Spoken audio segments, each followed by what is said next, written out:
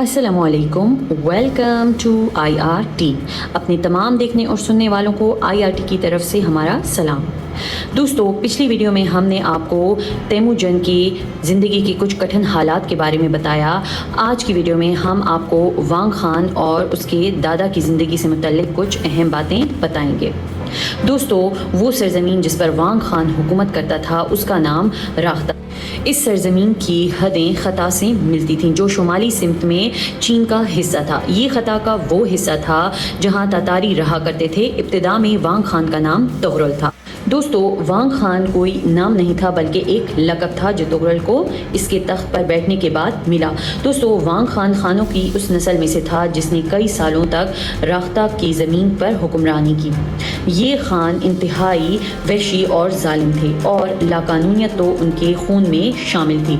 ये लोग अक्सर अपने दुश्मनों के गलों में जाकर जानवरों की लूटमार किया करते थे और इसी वजह से इनमें कई खूनी जंगें भी लड़ी गईं। दोस्तों, ऐसी ही एक जंग में वांग खान के दादा, जिनका नाम मरकज़ था, इसको जंग के दौरान किसी खान ने उसको कैदी बना लिया था और फिर कुछ अरसे बाद मरकज़ को किसी दूर रियासत के सरदार की तरफ भेज दिया गया।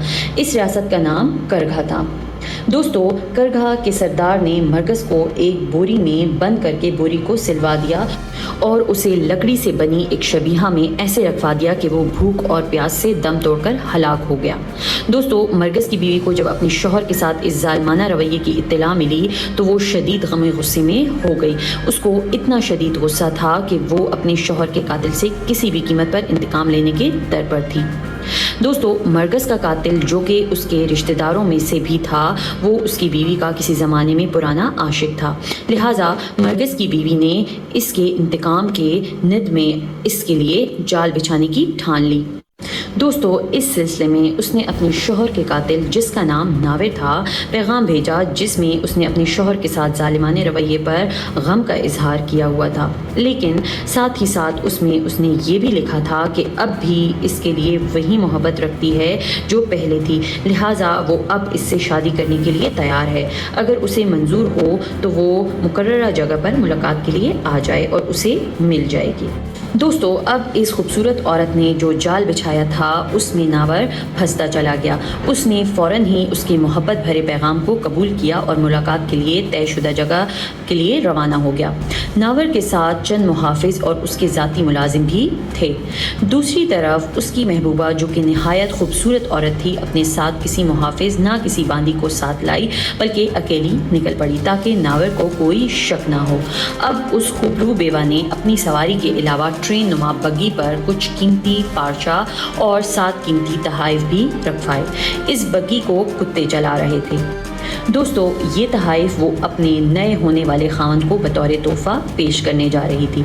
इसके अलावा उसने लकड़ी के बने हुए कुछ डब्बे भी रखवाए जो तिकोन की शक्ल के थे और उन डब्बों में उसने कुछ मुसल्लह अफराद को छुपा दिया ताकि उसके एक इशारे पर वो उन डब्बों के ढक्कन को उठाकर बाहर आ सकें।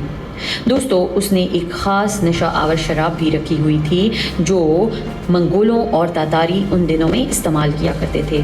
खैर, वो सफ़र पर निकल गई। अब जैसे ही वो मुकर्ररा मकाम पर पहुंची तो उसका आशिक पहले से ही वहां मौजूद उसका इंतज़ार कर रहा था। दोस्तों, उस औरत ने नावर को मुबारकबाद पेश की और उसको उसके साथियों समेत खाने में शिरकत की दावत दी। दोस्तों, नाविर ने भी दावत कबूल कर ली। अब दावत में शरीक मेहमानों को खाने के साथ साथ शराब की कसीर मिकदार पेश की गई जो उन दिनों महफिलों का आम दस्तूर हुआ करती थी। जल्द ही तमाम मेहमान नशे में सुध-बुध खो चुके थे, लेकिन जवान शहजादी ने अभी तक खुद पर कंट्रोल रखा था कि किसी को शक ना हो। आखिरकार वो लम्हा भी आ गया जिसके लिए ये सारा जाल बनाया गया था। उस औरत ने इशारा किया और लकड़ी के डब्बों से वो तमाम मुसल्लह अफराद निकल आए और नशे में धुत मेहमानों की तरफ लपके। अब जवान बेवा ने अपनी कमर कस से खंजर निकाला और जाकर नाविर के दिल में दे मारा।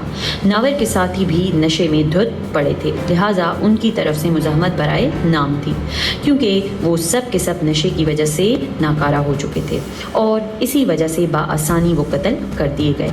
और इस तरह मरकज़ की बेवा ने अपने शौहर का इंतकाम भरपूर तरीके से ले लिया। اور اپنے ساتھیوں سمیت واپس اپنے قبیلے کی طرف روانہ ہو گئی۔ دوستو، وانگ خان مرکز کا پوتا تھا۔ وانگ خان کا باپ اسی خوبصورت شہزادی کا بیٹا تھا جس نے بڑی چالاکی اور ذہانت سے اپنے شوہر مرکز کا بدلہ لیا تھا۔ دوستو، کہا جاتا ہے کہ وانگ خان بمشکل 10 سال کا تھا کہ وہ اپنے باپ کے ساتھ مختلف جنگوں پر جایا کرتا تھا۔ اس کا باپ اور تیموجن کا باپ یسوگئی بہت بڑے اتحادی تھے اور بہت اچھے دوست بھی۔ دوستو، جب وانگ خان کے دادا مرکز کا انتقال ہوا تو وانگ خان کے باپ نے بڑے بیٹے ہونے کے ناطے تخت سنبھالا۔ چونکہ وہ مرکز کا بڑا بیٹا تھا تو سرداری پر حق اس کا تھا، لیکن اس سب کی وجہ سے اس کو اپنے قبیلے کے کچھ لوگوں اور رشتہ داروں سے حسد کا سامنا کرنا پڑا۔ دوستو، اب وہ سب اس کے خلاف سازشیں کرنے لگے اور ان سازشوں نے لڑائی اور پھر ہوتے ہوتے جنگ کی شکل اختیار کر لی، جس کے نتیجے میں اسے اپنا قبیلہ چھوڑنا پڑا اور اب وہ اپنے خاندان کو لے کر یسوگئی کے پاس آیا۔ وہ یسوگئی کے پاس پناہ لینے آیا اور یسوگئی نے بھی اس کا بھرپور اور پرتپاک طریقے سے استقبال کیا۔ اس کا ہر لحاظ سے خیال رکھا گیا، یہاں تک کہ اس کو اس کی کھوئی ہوئی سلطنت بھی دوبارہ حاصل کرنے اور اس کے غاصب چچا کو مار بھگانے میں اس کا بھرپور ساتھ دیا۔ دوستو، یہ اب تک کی بات ہے جب وہ یزوگئی کی سلطنت میں تھا۔ اس نے نوعمر تیموجن کو دیکھا، تب سے وہ اس کو اپنا بیٹا کہا کرتا تھا۔ دوستو، اب تاریخ خود کو دہرا رہی تھی۔ جہاں کل وانگ خان اور اس کے باپ پر برا وقت آیا تھا، آج تیموجن پر برا وقت تھا، لہٰذا تیموجن نے وانگ خان سے پناہ لی۔ جیسے تیموجن کے باپ یزوگئی نے وانگ خان کے باپ کو خوش آمدید کہا تھا، ویسے ہی وانگ خان نے اپنی سلطنت میں اور اپنے قبیلے میں تیموجن اور اس کے خاندان کو بھرپور طریقے سے خوش آمدید کہا۔ اس کے علاوہ وانگ خان نے تیموجن سے یہ بھی وعدہ کیا کہ وہ ہمیشہ اس کا ساتھ دے گا، جبکہ تیموجن نے بھی ہمیشہ وانگ خان کا وفادار رہنے کا عہد کیا۔ دوستو، وانگ خان صرف ایران اور ترکی میں ہی نہیں بلکہ پورے یورپ میں بھی ایک خطرناک اور بہترین جنگجو سمجھا جاتا تھا، گویا اس کی دھاک اور روک پورے یورپ میں پھیل چکی تھی۔ دوستو، امید ہے ہماری آج کی ویڈیو آپ کو پسند آئی ہوگی۔ اگلی ویڈیو میں ہم آپ کو وانگ خان کی زندگی سے متعلق کچھ اہم حقائق بتائیں گے۔ دوستو، جانے سے پہلے ہمارے چینل IRT کو لائک، سبسکرائب اور شیئر کرنا نہ بھولیے گا۔ اگلی ویڈیو میں دوبارہ حاضر ہوں گے، تب تک کے لیے اپنا بہت سارا خیال رکھیے گا۔ اللہ حافظ۔